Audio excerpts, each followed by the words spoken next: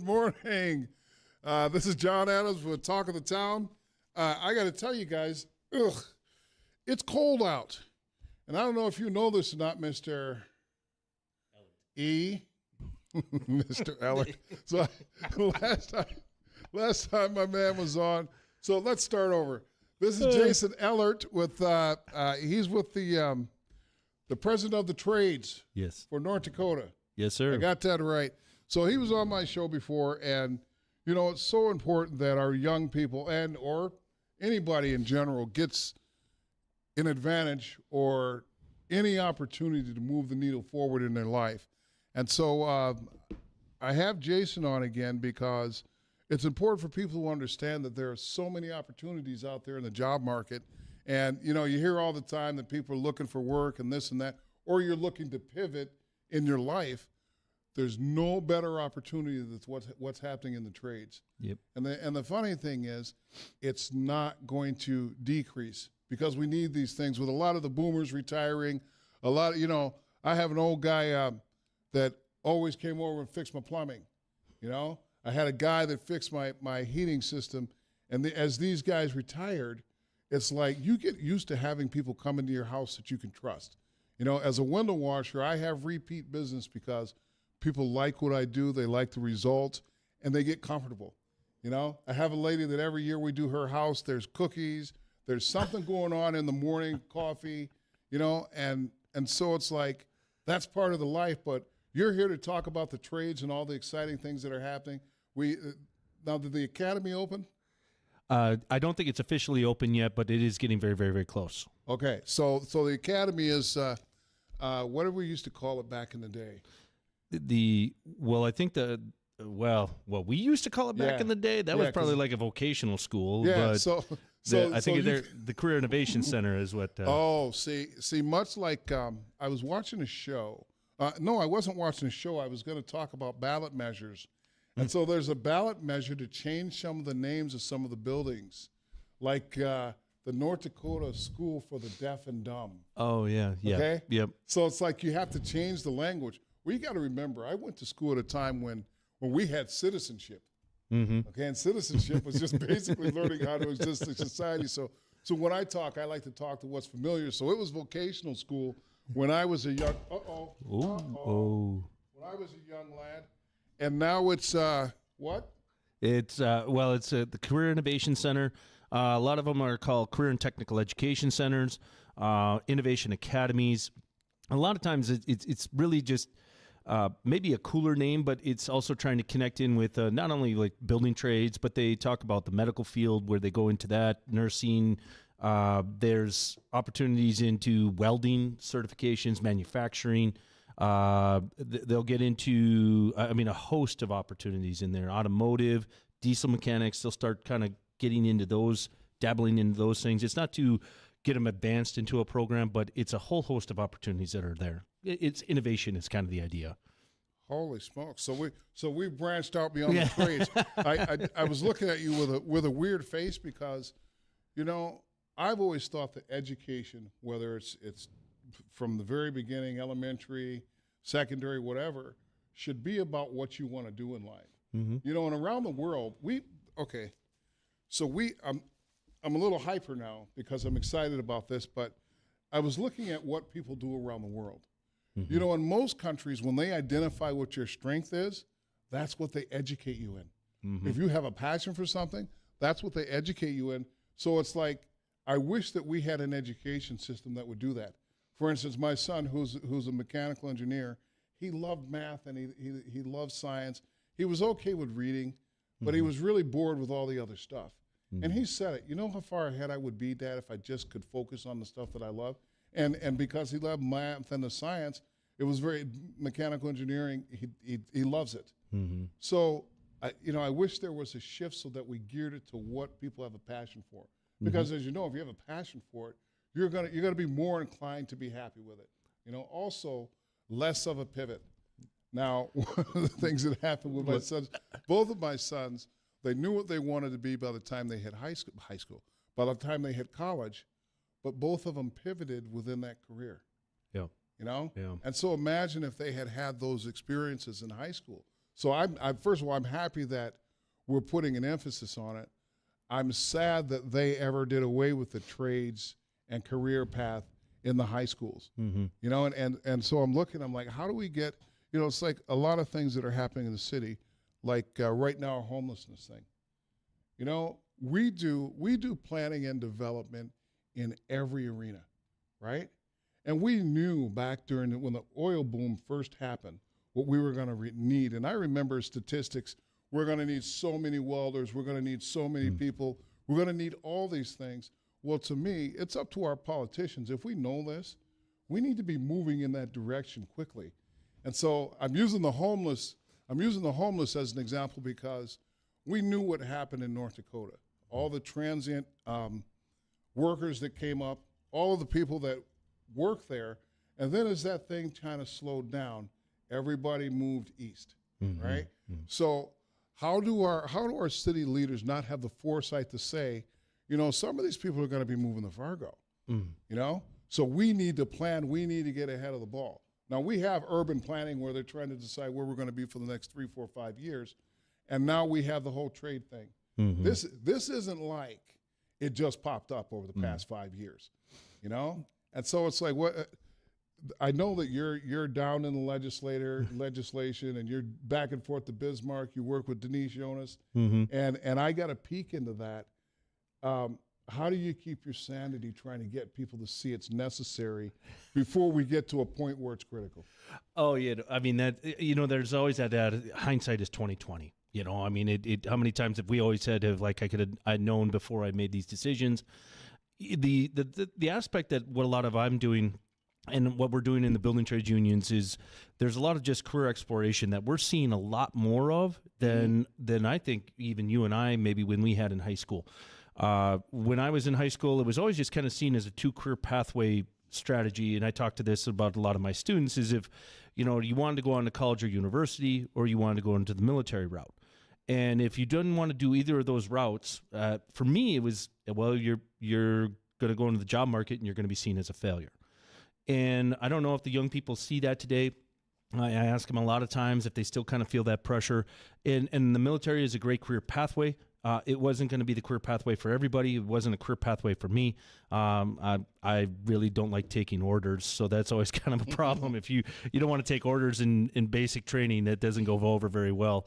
But I know that they're doing a lot more career exploration for where I'm at in West Fargo. Both my daughters are this Friday are doing more virtual day, and they're actually doing more career exploration within their schools. So they're going to be going out on their iPads and exploring these virtual career options. The Northern Valley Career Expo just happened, I think, last week up in Grand Forks. That's been one of the things that have done there. And I just came back from a Western trip where I was down in Standing Rock and going into not Belcourt. Oh my gosh, I'm Hettinger. I was doing a Southwestern swing, and I talked to a lot of students about apprenticeship programs. And when I talk to students now more and more, they've heard about apprenticeship programs. They know what they exist in the building trade. So I think we're moving that needle a little bit, but a combination of all of us. It takes educators, it takes parents, it takes us in the industry. It takes a lot of us all just saying, hey, what does higher education look like for you? Right. So we're up against the break, says James. But when we come back, I want to get the information out. Where do they go? Email addresses, phone numbers, people that they can get in contact with. Because for me, having worked to develop the work-based learning and platform for West Fargo, it was critical 3 years ago. And it's like when we come back, we're going to talk more with Jason. I was about alert. I was about to go on another tangent. If you want to call in, the phone number 701-293-9000. This is Jon Adams with Talk of the Town. We'll see you on the other end of the break.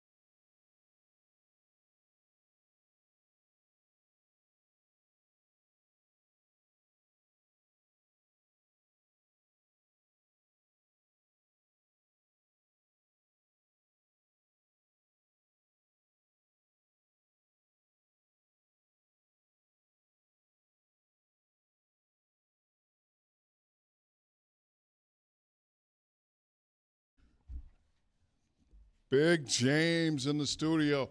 Hey, James, how about those Moorhead State Dragons, huh? Hey, they're figuring things out, man. They played good football last weekend. You know, I keep saying that if people are patient with Lacqua, I think that this program is going to do big things down the line. And that's the goal. That's the whole. They had 9 sacks last weekend. Right? 9 sacks by 10 different players. Just crazy. It was Just bananas. Crazy. It is. It's fun to see. And sadly, I had to go and watch you know, a couple times a year I take my boys to football games, the Gophers or the Vikings. And so we got to go see Max Brosmer live and in person. And I have to tip my hat to P.J. Fleck because he abandoned the run. You know, he's typically a run-heavy coach, and he tries to mix run and play action. But to see them come out and just throw the ball around, it was pretty exciting to watch. You know, and that their running back, Darius Taylor. Yeah, he's going to play on Sunday. Just the level of quickness and explosiveness that he had compared to everybody else, it was amazing. So I'm back with Jason Ehlert. Did I get it right? You'll get it at some point. Ehlert. Yeah. Golly. You know, this is my lot in life. I can remember a lot of things. You know what? All right, big guy. We'll do what we Ehlert.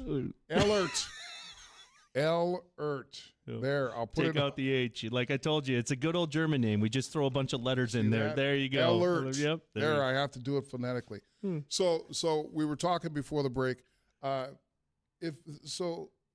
I said with my kids, my wife and I, we pushed goals and hey, what do you want to do at an early age? There's no better time to start than when they start looking at what people do. And so where can people go and get information about the things that you're trying to do? Well, a lot of times we direct them to our website, www.ndbtu.org. And we have links to all the apprenticeship programs of all the trades that are part of the building trades in North Dakota. So there's 15 unions that make up the building trades, all each with their own distinct pathway into construction. So foundation to finish, we can talk about like cement masons, bricklayers, masonry, electricians, carpenters, millwrights, boilermakers, pipe fitters, ironworkers. There's a whole host. And that's what I really like about the building trades is you have the ability to explore, analyze, and see what you'd really like to do. Whether you want to work outdoors, indoors, you want to work on finishing trades, you want to work in the structural components. There's a variety available, and it's amazing. From heavy industry, from guys who are members that work on pipelines that provide all the energy that we need in this country, to the Boilermakers that work on the pressure vessel systems in the coal-fired power plants that give us all the reliable electricity that we have, but to even millwrights that work on the wind towers that provide that additional electricity. So we're agnostic in terms of energy generation. If it's work, we're going to work on it. That's the piece on there. But it's all a part of that mixture of civil, heavy, commercial, residential construction markets. And it pays pretty well too. It pays pretty well, yep. And that's a lot of times what you talked about earlier, talking to your parents or talking to the kids, understanding what the opportunities are out there. We highly encourage that. We've tried to do career fairs where parents and students are both come to them and talk about the opportunities in the trades. And I get it, construction is not for everyone, but there's going to be project management, there's supervisory, there's not only in between all the trades that we have, but there's a variety of careers available in construction. Right, and it's funny because when people think construction, all they think is the physical hands-on thing, but it's a business. It's no different than you learn business administration, public administration. All of those I've got a couple friends that are PMs, and it is amazing how when right now PRG is putting up a hotel and we're doing the windows, and just the dance that you do just before a building is opening. You've got how many different contractors and subcontractors. And it's just orchestrated by this one guy who's trying to fit people in, and he's got to stagger and move, and it really is fascinating to watch how these buildings go up, and it's it takes us, first of all, it takes a special person to be a PM because you're working with a lot of different entities. Yeah. You know, and the big thing is, it's never dull. No. You know, when I go on these job sites, and sometimes I just sit and I watch. It's never a dull moment. It's fast paced. You know, but in terms of hardworking people, you know, I mean, you never know why somebody's on a work site, but it seems to me that people that are in the trades, they are about their business. Yep. And part of it is, you know that you're a piece of what's going up, right? But you don't want to be the guy that drops the ball on something. Yep. You know, like when we talk about finishing a job and getting the windows, there's a time frame, you know, that we have to hit, a mark we have to hit so this building can open. And it really is like, okay, we need to get in. I talk to my guys, hey, this is the plan, the execution. We're going to go. And of course, you always got to have a little bonus on the end for coming in on time. But anyway, you know, that's one area. Now, with the Career Academy, you talked about the nursing aspect. And so I want to make sure that people understand that Career Academy, I think it was spawned in terms of the trades, but there's more to it than that. And I think we'd be remiss if we didn't talk about that also. Sure. Yeah, and I can't speak to all the all the classes, all the courses are there, but that was one of the things that they've learned. And I work with Wade Sick, who's the director of CTE in North Dakota. And I think one of his stats is like for every student that takes on an additional course of career and technical education and improves their graduation rates by, I think it's a couple percentage points, and then even career placement after high school. So that's where, you know, obviously I'm a building trades guy. Hey, construction is what has gotten my career started, what's given my delivery on my whole career. But it's also very cognizant of, like, not everybody is going to want to go into construction, where we talk like linemen. For the electricians union, you're working on power lines. You know, that's a very significant niche. The individuals that want to work in that trade, you know, it's awesome. They like it. But guess what? When our power goes out in a blizzard that we had a couple years ago, right or after Christmas, you know, when we're all just kind of like, oh man, that looks really nasty outside. There's members that are putting on their Carhartts, getting into those trucks and going out into that bad weather to get us the power that we need. Right. So there comes that ability to want to do that. But then conversely, nurses. I mean, I don't know about you, but I look at what a nurse does, and I couldn't do it every day, day in, day out. Nurse, blood, vomit. If my kids are sick, I hand them off to my wife. If they're throwing up, I can't. I got a queasy stomach. Nurses. You know what is sad about that? Not to interrupt you, but I'm the same way. And my wife, I never forget my son. He was throwing up, and she just grabbed her shirt and just caught all that stuff. And I was like, oh, she's like, just go run a bath. But it's funny, but you're exactly right. You know, I've had any number of surgeries, you know, I mean, from hip replacement to knees to whatever. And I'm always amazed that these people come in and they have the disposition of healing, you know? I mean, it's like, I can't describe it. And a lot of times I become emotional because here's somebody who's selflessly giving and not necessarily in the greatest of circumstances. You know, when my mom had cancer, you know, and she was sick to her stomach, there was a nurse there for her. And I just marveled at the way that they had that ability to make her comfortable. Yep. So wow. You know what? I don't know what's wrong with me. I'm sort of nostalgic. I'm sort of emotional today. I'm excited because, by the way, here's a news flash. I'm thinking about going back into the schools and working.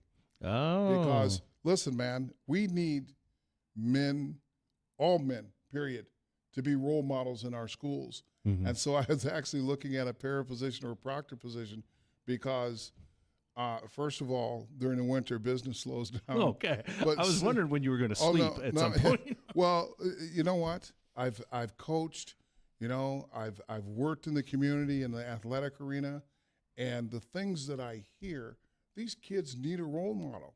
These kids need people that they can look at and say, okay, that's how you get there. And I wasn't born with a silver spoon, and a lot of things that I achieved on my own with the help of people in the community. And I've always felt like I need to give back, you know? And so I was talking to an administrator over at North High and at Ben Franklin, and they all have the same story. If we, you know, when we were growing up, there were a ton of men that helped us get to where we were going to be. Like you talk about your coaches. we had mentors in every avenue. And I'm not hearing a whole lot of mentorship, you know? But kids need to see successful people doing things. And fortunately, I'm in a position where I can go and do that. But I think it's valuable and it's needed. Just like programs that bring kids into your, get to see what you do, get to see what your careers do. So let's talk about how can parents get on that track. And I know you talked about it, but, you know, I think one of the things that's missing is when I was growing up, I can't tell you the number of times that my mom, there are 8 kids in our family. Oh, okay? wow. And when something went down, she didn't call anybody. She would show up at the school. Okay? And I can remember being in high school or grade school, and my buddy Tracy Music go, hey, man, your mom is here. And right away, I'm going through my mental Rolodex going, man, what did I do? You know? But that's the way it was. People showed up, which, by the way, I am going to go on a rant about showing up on this show at some point. But scheduling. You know, how are we getting the information out there? Because a lot of people, you know, I get phone calls. You know, when you're in business or you own a business, you get a lot of calls about, hey, you got any employment? Hey, my son, a lot of high school. Hey, can my son work for you over the summer? Where can people really go where it's intuitive and they can get the information? Well, you know, the probably to start, but go back to our website, www.ndbtu.org. That's kind of where they can get the first off information. But a lot of us, not only myself for the building trades, but of the 15 trades that make up the trades, they're constantly going into the schools. And like I talked about, I was in Standing Rock last week, and then also oh God, I'm forgetting the name again. Oh no. But going and talking to students out there directly, and the trades, we're constantly going out there talking to schools. We're interacting with the career counselors, talking about apprenticeship programs, talking about those career opportunities. So maybe for parents would be is just, you know, hey, what guest speakers might be coming up? You know, talk to your career counselors, because not only for us in the building trades, they're doing the Lord's work out there. They're talking to, you know, whether it be medical professions, they're talking about first responders, law enforcement, military career pathways. They're constantly getting those connections and having those individuals come in and talk to those students. So, you know, maybe that'd be the conversation of, hey, what's coming into your school this week? What industry, what business, what company, what organization is going to be coming into your school this week? Or maybe just reaching out to your career counselor that is identified with your student and going, hey, you know, what do you got coming up? Because they're always rotating. I mean, I'll be coming into West Fargo schools again later on in November, talking about a parents' night and going that from 4 to 6:30, where I hope to make more connections, not only with students, but parents. Fantastic. James says we're up against the break. So the vital role of career counselors, we're going to talk about that on the other end of the break. This is Jon Adams. If you want to call in, the phone number is 701-293-9000, or you can email at studio@wwiradio.now.com.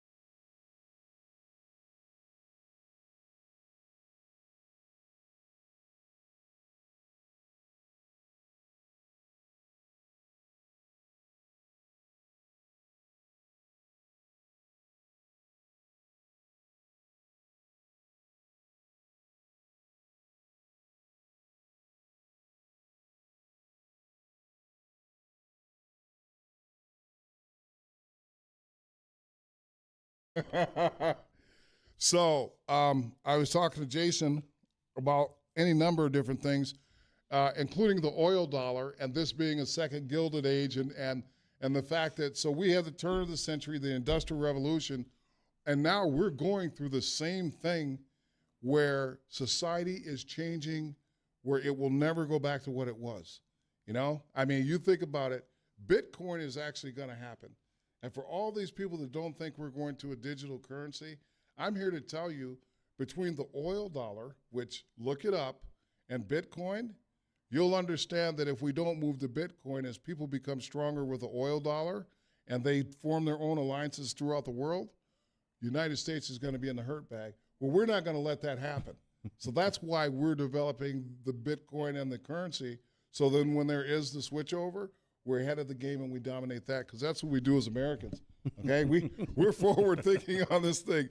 So anyway, listen, you're going to get a wellstone of information with me.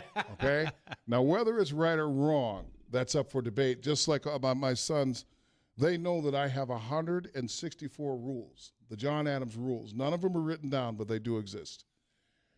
As they got older, they realized that most of those rules were made up like the church, a tool to control the masses. And they have debunked many of Jon Adams' rules, but, you know, it is what it is. So anyway, along the lines of getting your kids on the right, I mean, it's so important to start out, you know, every kid wanted to be a fireman or they wanted to be a policeman, you know, and it's funny because I was about to say, and every girl wanted to be a nurse or the sexism is real in this brain. but it's funny, but that's the way you were raised. You know, girls are wearing pink, guys are wearing blue. All of that has changed. And the one thing that I always said when I was mentoring at South High, I would talk to the ladies and I would tell them, hey, look, ladies, you have a chance to be great. You could be CEOs, you could be doctors, you can run things. And I always told them, you know, any married man will tell you that women run the world, okay? That's the difference. There aren't enough married men out to get that message out, but for those of us who are married, oh, we get it, okay? We don't even pretend like we're at the head. You know, I don't know who said, well, I guess the Bible says the man is the head of the household, but, you know, it's funny. There are many days when I'm like, you know what? I'm just a civil servant here, and I'm a second-class citizen, especially when the kids come along. Yeah. You know you ain't number one. You got a dog? Yeah. Oh, Yeah, dog, you slid down the ladder. See, I was smart. I didn't have an animal because they'll make sure that dog has everything, and they'll look at you like, hey, you want to help out over here? Oh, man. I digress. So we're talking about career counselors. Now, when I helped develop the work-based learning platform, there were 2 to 4 career counselors in the high schools, and I thought that was so odd. You know, how do we have umpteen coaches, right? We've got a staff of 12 coaches for a football team. Yep. You know, the things that are ancillary are overstaffed, but something like career counseling, advisors. Now, I guess coaches also make a pittance, so that may be part of it, but I never understood that the things that matter the most are underfunded in the education system, and that's a shot at our school boards, our superintendent. By the way, Dr. Jonas, that's not a shot at you. I like you, buddy, but understand, I think that we need to do better as a school board. We need to do better because guess what? We've created a viable society in Fargo, a great place to live. I talk about it all the time. But when people get disenchanted with the education system, they stop going to stuff. They stop showing up because they feel like they don't have a voice. Much of what's happening in our political arena where we, look, as educators, they can't be afraid to listen. You can't be afraid. Look, you don't have to act on everything that you hear coming out of a parent's mouth because guess what? I coached for 30 years and 10 years in the high schools, and the number of times that parents had a genuinely great idea, I could count on one hand. But they mean well because it's for their kids, you know? And I think that can't be lost on administrations. So career counselors. So like I said, there were 2 to 4. Now, go ahead. Well, no, that was when I served on the Workforce Development Council. I just termed out of that. That it's you're appointed by the governor, and it's a board that brings in aspects from education, career and technical education, job service, the industry, businesses. And one of those things is, it was actually one of our tasks a couple years ago, is to say, for how do you bridge that gap for career counselors in the schools? Yeah. And what the focus we worked on was the career counselor, is that for every school that has like a guidance counselor or maybe a school counselor, that individual has to go through a wealth of training to understand everything from social emotional dynamics, the spectrum, students being on the spectrum, and helping out with all of that.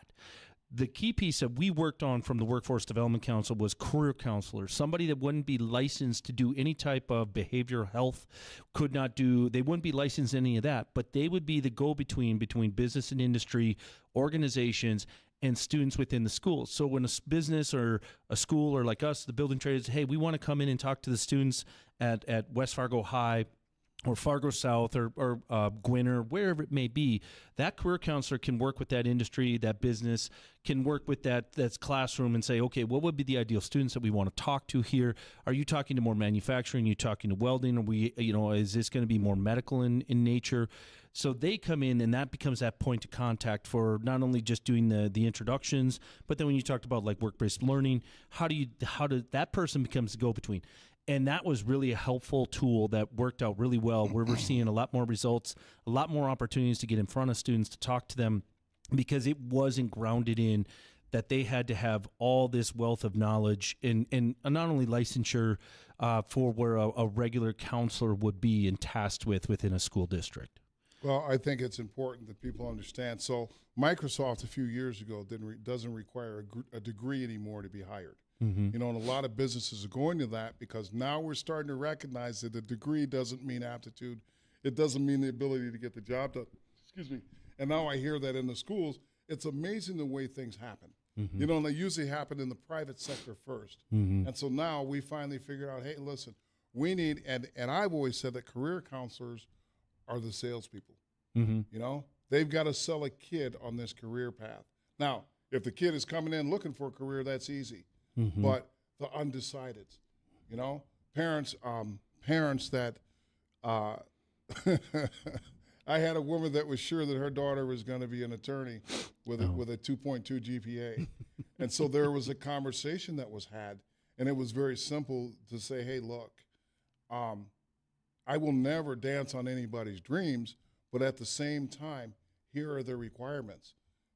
Just like a lot of people think that, when you go into the trades, first of all, that it's boring, mm-hmm. It doesn't pay well. The stigma involved with, like I said last show, I had a neighbor, Mr. Bardwell. He started off with a van, and by the time I left for college, he had 4 panel vans, and it was a plumber. Yep. And he would come home dirty and smelly mm-hmm. and all that, but guess what? He built a business out of it. And he employed a lot of people in the neighborhood. And that's one thing when we talk about careers, it's end result. Yes. You think about it, a lot of times when we get a job, we think, okay, this is going to be the job. My youngest right now, they gave him kind of a team. Okay, he started off with an assistant, and now he's got another person. I don't know how many he's got now. But his initial thing was, I want to be a mechanical engineer. Mm-hmm. And through good work and hard work, all of a sudden the company has seen the value where he's moving forward. And that's one thing that these career counselors do, is they help people get beyond just that's the occupation. Yeah. And that's huge, particularly when you're talking about parents. It used to be if somebody told us, hey, I think your son is better off being a blacksmith. And a lot of people say, no, he's going to college. Yeah. But the kid liked blacksmithing. Yeah. So it's the education of the parents, I think, that's vital. And then secondly, getting the information out to them. And also understanding what there is higher education even as a blacksmith after high school. You can't just pigeonhole and say, well, this is a college or a degree university. This is the only way you can do it. And that's one of the things that we're always just faced with the challenges. And an apprenticeship program is a form of higher education. When we get back, we're going to talk about apprentice programs Big Game James says we got to pay for this fancy studio. So this is Jon Adams for Talk of the Town. If you want to call in, the phone number is 701-293-9000, or you can email at studio@wdayradionow.com.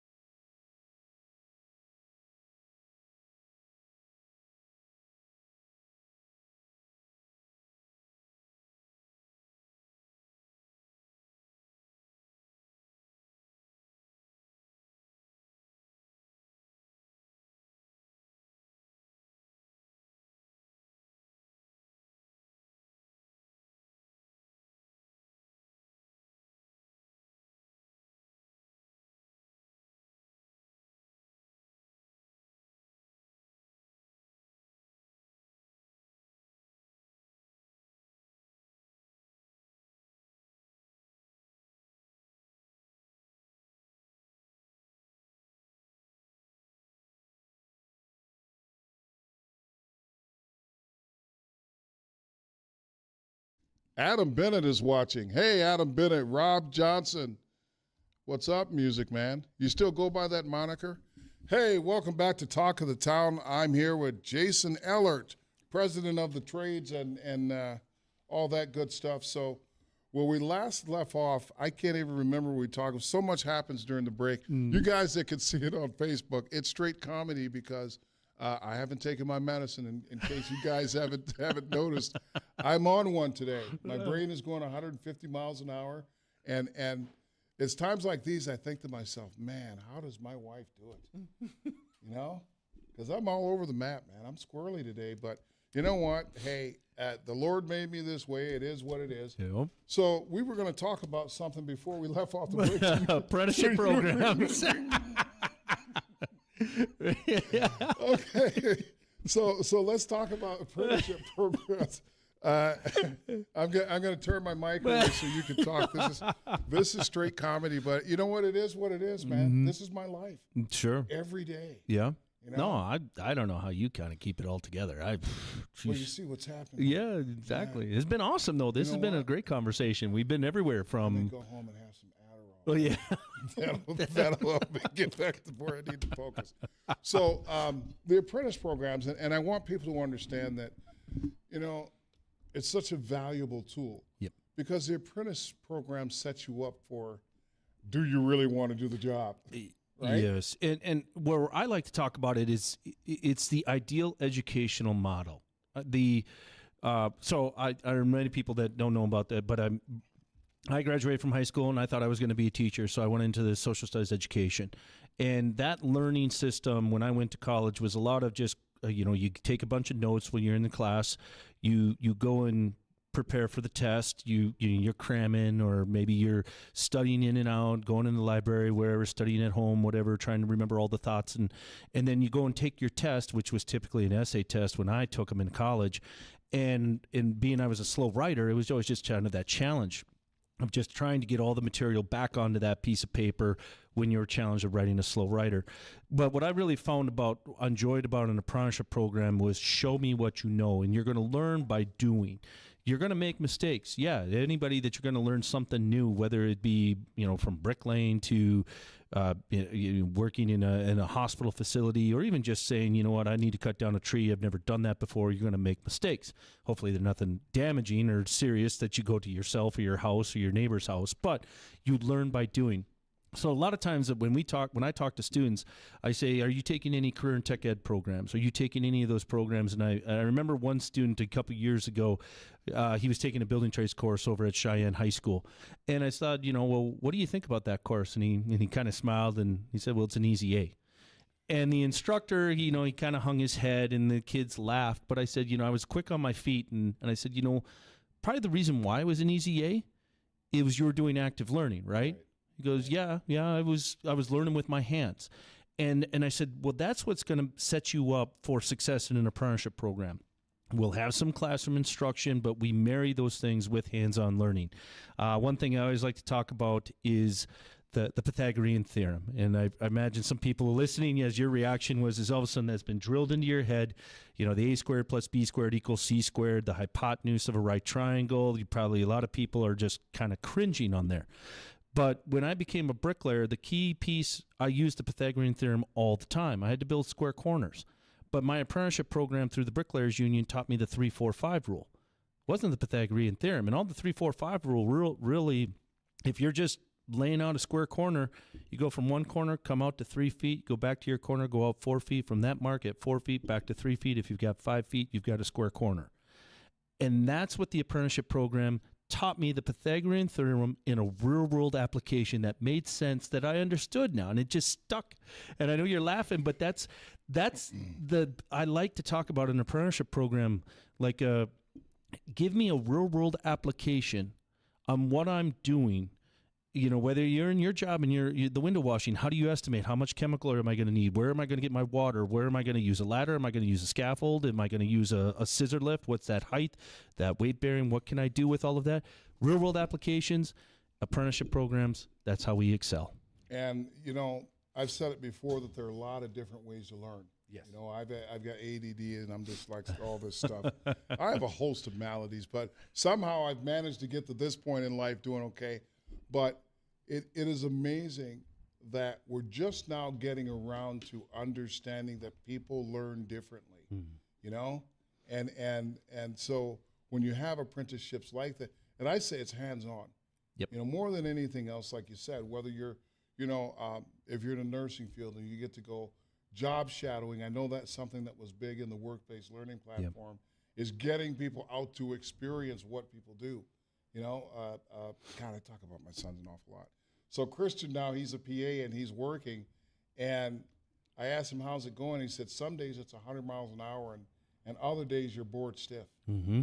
But he likes the 100 miles an hour way more than the board stiff. Yeah. But that's who we are as people. Yep. And so, being able to explore these careers and have these opportunities.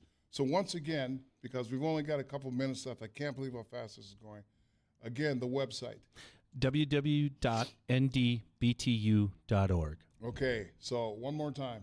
www.ndbtu.org. And connect with your school's career counselors. And a big thing is have these conversations with your children. Yes. Yep. And more than that, I believe that as adults, we run society, right? So maybe we think we do. Well, listen, when it comes to kids, like I see teenagers all the time. I go to sporting events, and I talk to them about their future. Yep. And I engage. And when you were growing up, people ask you, "Hey, what do you want to be? Oh, what do you want to be when you grow up?" And a lot of that happens, and that's what we do as adults. Yep. Just like if you see kids doing something they have no business doing, I got no problem saying, "Hey, that might not be the best way to go about it," mm-hmm. but these are what we need, and especially in our community right now. Yeah. And the first time that people need plumbing and they don't have it because there's not enough people, or like you said, the storms that we have, mm-hmm. Even the roads, all of these things it takes, there are people behind it.